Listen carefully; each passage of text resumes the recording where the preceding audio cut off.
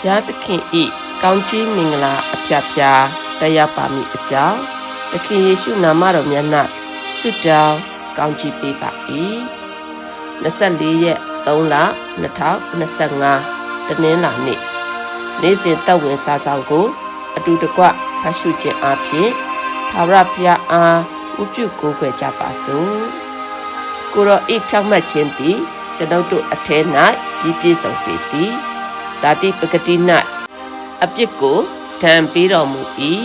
အကြောင်းမူကားဇာတိပဂတိအတိုင်းမကျင့်ဝိညာဉ်ပဂတိအတိုင်းကျင့်သောငါတို့သည်တရား၌ပါသောပညတ်တို့ကိုစောင့်ရှောက်မည်အကြောင်းတည်းယောမအခန်းကြီး8အငယ်3မှ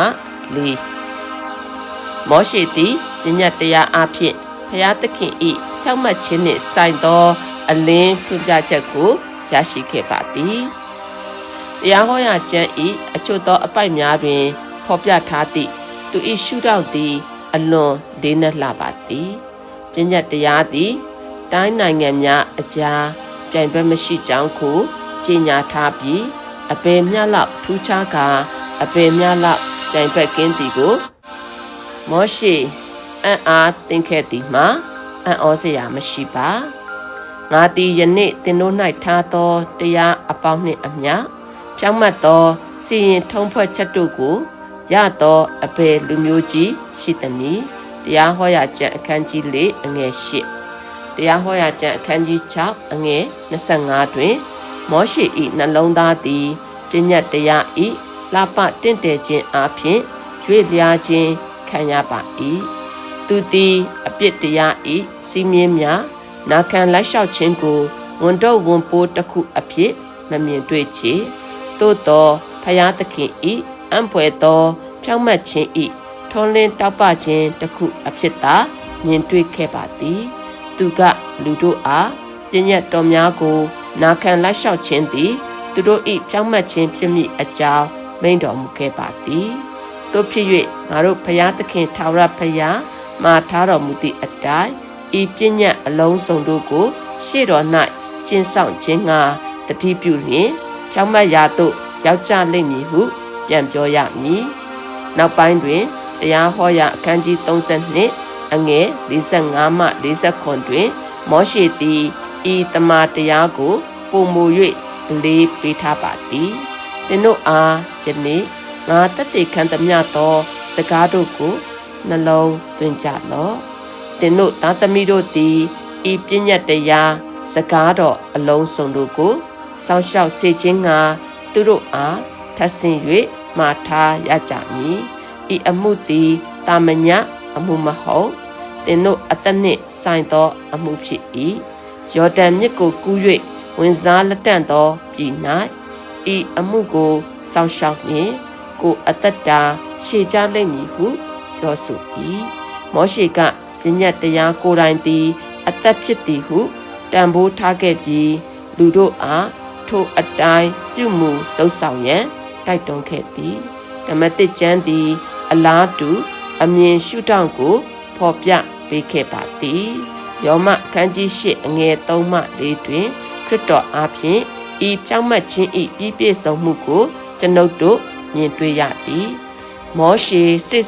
ဆက်ကြည့်ရှုခဲ့သည်ဘုံအတရေနှင့်လှပတင့်တယ်သောပညတ်တရားဤဖြောင့်မတ်ခြင်းသည်ယခုဝိညာဉ်ပဂတိအတိုင်းကျင့်သောကျွန်ုပ်တို့အထဲ၌ပြည့်စုံစေခဲ့ပါပြီဘုရားသခင်ဤဖြောင့်မတ်ခြင်းသည်ကျွန်ုပ်အားဖြင့်ဖော်ပြခြင်းခံကြရပြီဘုရားသခင်ဤနိုင်ငံတော်နှင့်ဆိုင်သောတန်တမန်များအနေဖြင့်ကျွန်ုပ်တို့သည်ကိုယ်တော်ဤဖြောင့်မတ်ခြင်းငြိမ်သက်ခြင်းနှင့်ဝမ်းမြောက်ခြင်းတို့ကိုတိုင်းနိုင်ငံများစီသို့တိုးချဲ့ပြန့်ပွားစေကြပါ၏သင်မြည်သည့်နေရာသို့သွားသည်ဖြစ်စေသင်ထိုနေရာသို့ရောက်ရှိသည့်အခါဖြောင့်မတ်ခြင်းရောက်ရှိလာသည်သင်ကနေရာတနေရာထဲသို့ခြေလန်းလန်းဝင်လိုက်သည်နှင့်ငြိမ်သက်ခြင်းသည်သင်နှင့်အတူရောက်ရှိလာသည်သင်ရောက်ရှိလာသောအခါဝမ်းမြောက်ခြင်းသည်ထင်ရှားဖော်ပြခြင်းခံရပါ၏ဤအရာသည်သင်၏နေ့စဉ်သိစိတ်အားပုံတံပြောင်းလဲပေးသင်ပါသည်သင်သည်သင်၏ကဘာကြီးထံသို့ဘုရားသခင်၏နိုင်ငံတော်၏ တိုးပွားချဲ့ကားခြင်းဖြစ်ပါသည်ဟာလေလုယာထား၍လေ့လာရန်ကျမ်းပိုက်နှစ်ကောရိန္သုအခန်းကြီး3အငယ်ခွန်မှ